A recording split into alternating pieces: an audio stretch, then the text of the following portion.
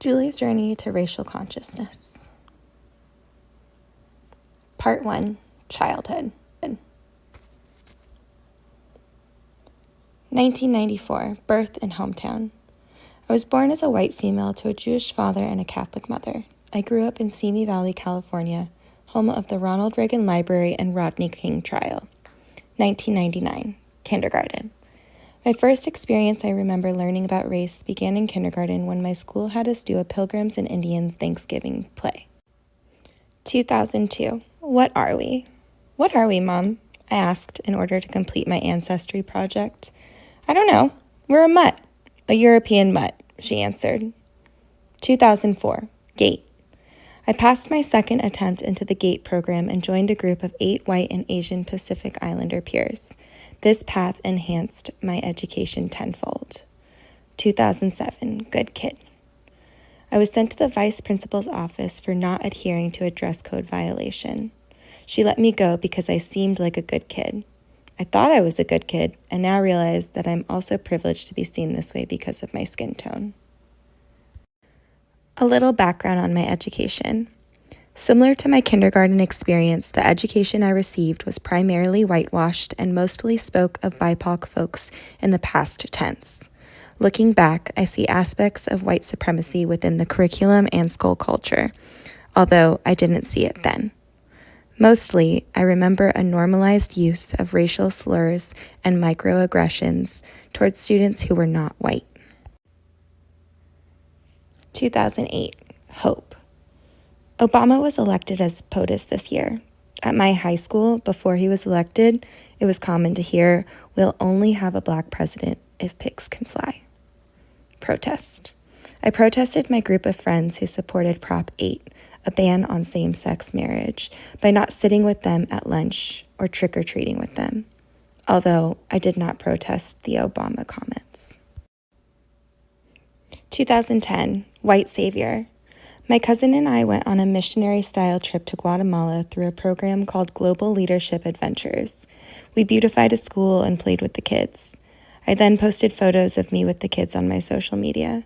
Although I am now embarrassed of my actions, I am also grateful for the trip. The trip taught me about the U.S. role in the Mayan genocide during the 1980s. At the time I learned about it, I was horrified and began thinking more critically about race in the U.S. after that point. 2010, have a nice night. I was pulled over one night after getting off of work. I was scared, but not scared of losing my life. I was scared of getting in trouble with my parents. The officer scolded me, kindly, then told me to have a nice night. Again, my privilege of being white worked in my advantage without me even knowing it. 2012, reverse racism. My economics teacher delivered a lesson on college admissions that resulted in a class discussion which defined affirmative action as quote-unquote reverse racism. I remember at the time thinking that people shouldn't be docked points for aspects of their identity they couldn't control. At that point, I didn't realize the irony of my argument until years later. Path change. In 2012, I was diagnosed with an eating disorder. A lot of things led to this. It may seem disconnected to race, but the struggle of overcoming this battle led me to the next part of my journey. I wouldn't be me without having experienced this hardship, and I wouldn't have chosen the path to racial consciousness without the strength that was born from overcoming this struggle. One of my favorite quotes that came from this experience.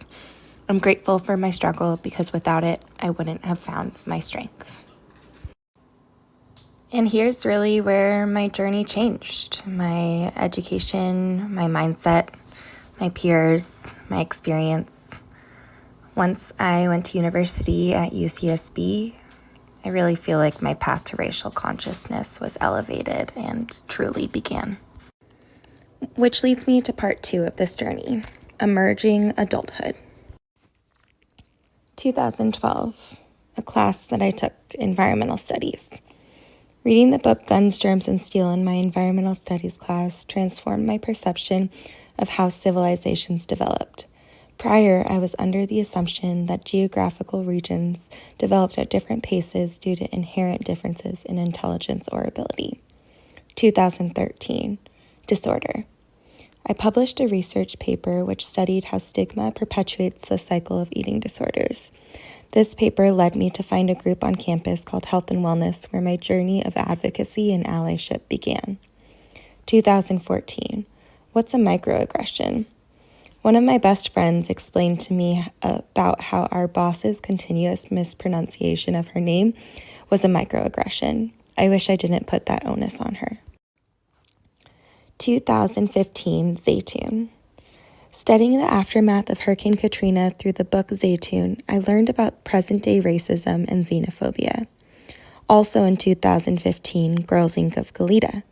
Eager to disseminate mental health strategies to youth, I found an opportunity working as an after-school facilitator for an organization whose mission was to inspire all girls to be strong, smart, and bold. In 2016, I graduated UCSB and moved across the country to Washington, D.C., where I joined the AmeriCorps organization City Year. With the goal to continue promoting youth's mental health, I served as a City Year AmeriCorps member in the Anacostia neighborhood of Washington, D.C. It was the first time I was surrounded by more people of color than white people. This is the point in my life where I feel I began waking up. After City Year, justice became one of my primary values.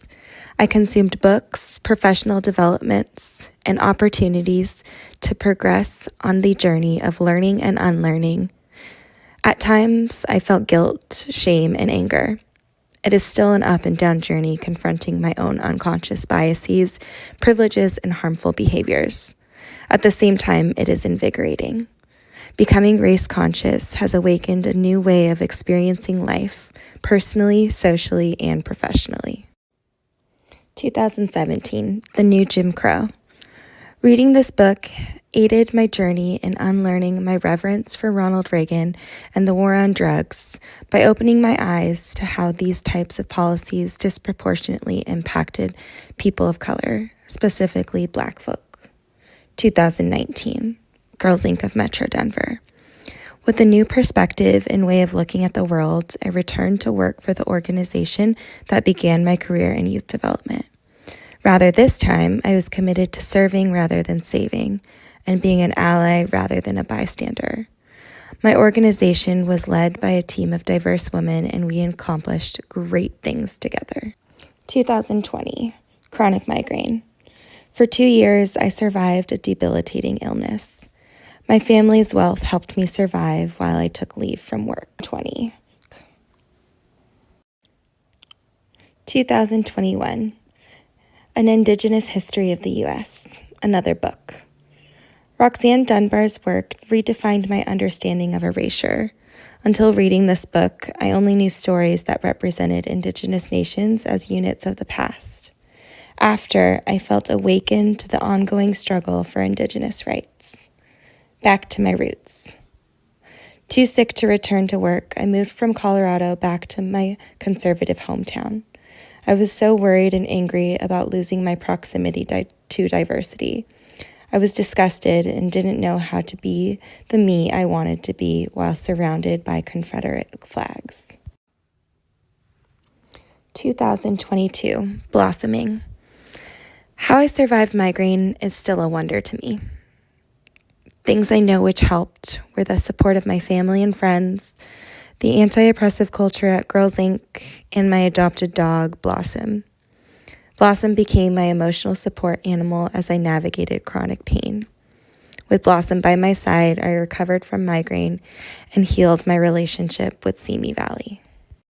2023, Big Springs. Serendipitously, I was offered a long-term sub-position at my elementary school, Big Springs Elementary. Prior to accepting the role, I stated my intentions to the principal to be an anti-oppressive and inclusive educator.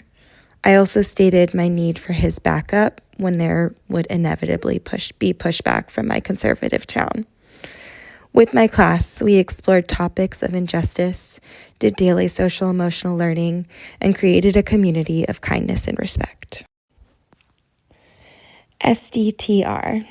I chose the San Diego Teaching Residency to pursue my teaching credential because of its commitment to teaching for justice. I want to be an anti-oppressive and culturally responsive educator. I'm learning that belonging to an organization who values liberation is important, although continuous work on oneself is irreplaceable.